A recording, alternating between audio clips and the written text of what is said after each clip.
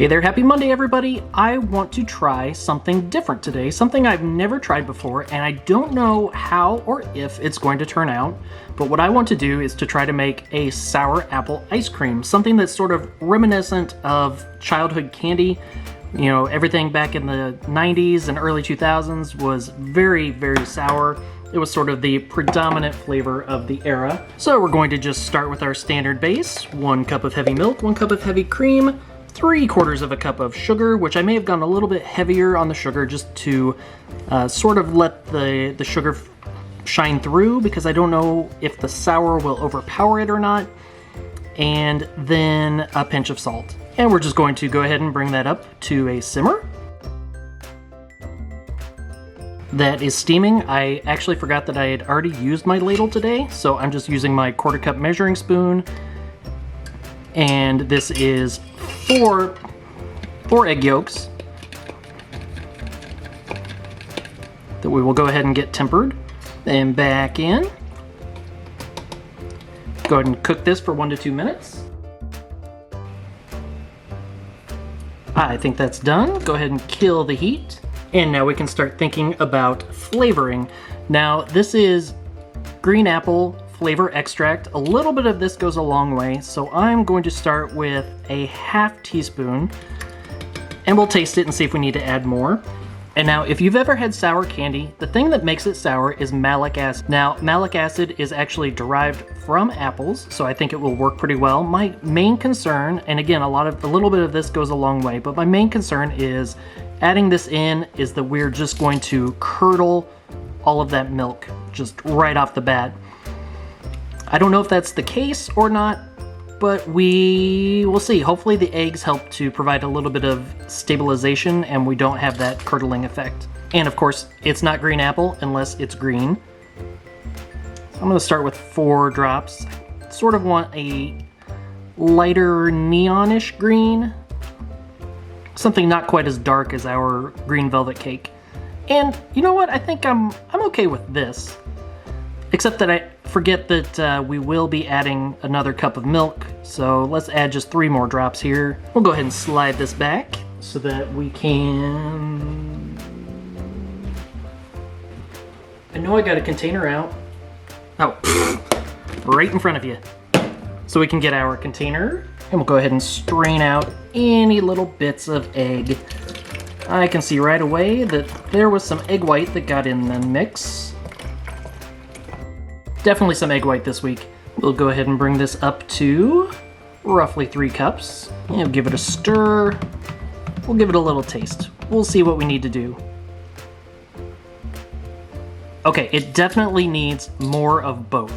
So, this may be foolish, but I'm going to add another heaping 1/4 teaspoon of that malic acid.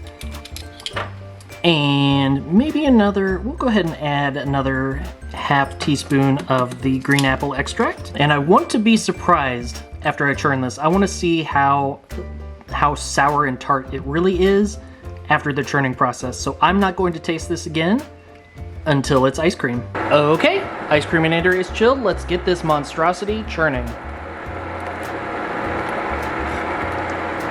Well, it didn't really curdle like I thought it might, which is either a good thing or a bad thing. It either means that the curdling fears were unfounded, or it's not going to be sour enough. We'll find out. We'll go ahead and churn this.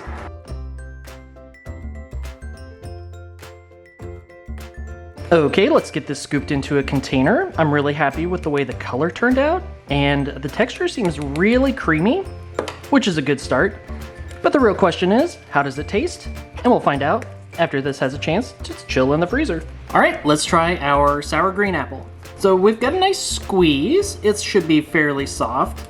I was originally really looking forward to this one, but I don't know, the last couple of days when I've been thinking about trying it, I haven't been quite so sure, but we'll see how this tastes. So it did scoop out fairly well. We've got that nice green color that we were looking for. It's not a neon green by any means, but let's give it a taste. That is so sour. That is so sour. That is definitely reminiscent of green apple candy, sour green apple candy. as a kid. This is 90s level sourness. Sour Patch Kids, you could learn from this because you're not sour anymore. At least not like you used to be. This is intense. But you know what? I don't hate it. I actually kind of like it. I guess my fears were somewhat unfounded. So as far as taste, the green apple is definitely there. It tastes like a green apple Jolly Rancher. The sour is just a punch right up front, but it sort of dissipates rather quickly, and then you get the sweetness from all of the sugar in the ice cream. The texture's nice. It's not hard or icy at all. It's really creamy. You know, overall, I really like this one. I wasn't sure on that very first bite with the way the sour just punched right through, but the sour is kind of a nice compliment. So overall, you know, as an experiment, I think this one was fine. I may play around with some more sour ice creams. That malic acid really gives you a really nice punch.